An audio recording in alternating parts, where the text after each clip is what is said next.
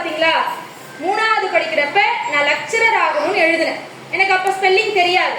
இன்னும் நான் எழுதின பேப்பரை வச்சிருக்கேன். லெக்சரருக்கு ஸ்பெல்லிங் தப்பா எழுதின பேப்பர் வச்சிருக்கேன். நான் 20 வருஷம் கழிச்சு அதே பேப்பர் எடுத்து பாக்குறேன். இப்ப இன்னும் 1 வருஷத்துல நான் லெக்சரர் ஆயிடுவேன். அப்ப நீங்களும் இதே மாதிரி எழுதுங்க. இன்னைக்கு போயிட்டு உங்க அம்மா கிட்ட எழுதி நீங்க காட்டுறீங்க, நான் டாக்டர் ஆக போறேன். முடியுதோ முடியலையோ எழுதுங்க.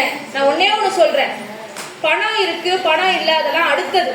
நீங்க நினைக்கிற விஷயத்த நல்லா ஸ்ட்ராங்கா, எப்படி நல்லா வலிமையா நினைக்கணும். நினைச்சீங்கன்னா கண்டிப்பா நடக்கும். இந்த உலகம் நடத்தி வைக்கும், அதுதான் உண்மை. சரியா? நீங்க ஒரு படிப்புல சேர்ந்துட்டீங்கன்னா உங்களுக்கு எப்படி வேணாலும் காசு வரலாம். இப்பெல்லாம் நிறைய காசு கொடுக்கறதுக்கு கவர்மெண்ட் ரெடியா இருக்கு. இப்ப நீங்க படிக்கிறப்ப எப்படி படிக்கணும்?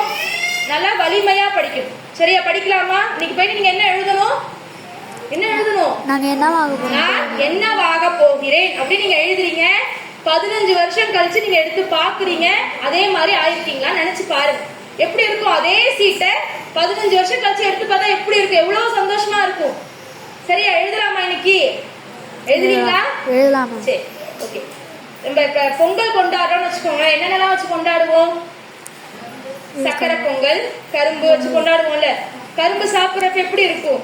இனிப்பா இருக்கும். அதே மாதிரி உங்களுடைய வாழ்க்கை இனிப்பா இருக்கணும்னா நீங்க எப்படிலாம் இருக்கணும்னா நேர்மையா இருக்கணும். எப்படி இருக்கணும்? நேர்மையா இருக்கணும், ஒழுக்கமா இருக்கணும், பொய் சொல்லாம இருக்கணும், நல்லா படிக்கணும். சரியா? படிக்கலாமா? உங்களுக்கு எல்லா வசதியும் உங்களுடைய பள்ளிக்கூடம் செஞ்சு கொடுக்குது. சரியா? அதை பயன்படுத்திக்கோங்க. வாழ்க்கையில நம்மளுக்கான ஒரு இடம் நிச்சயமா காத்துட்டு இருக்கும். சக்கரை பொங்கல் எப்படி இனிக்குதோ அதே போல உங்களுடைய ஒவ்வொருத்தவங்களுடைய வாழ்க்கையும் நிச்சயமாக இனிக்க போகிறது. உங்களுக்கான ஒரு பிரம்மாண்டமான எதிர்காலம் நிச்சயமா காத்துட்டு இருக்கு. ஏன் சொல்றேன் அப்படின்னா, இங்க ஆடினவங்க பாடினவங்க பேசினவங்க எல்லாம் பார்த்தப்ப எனக்கு ரொம்ப ஆச்சரியமா இருந்துச்சு.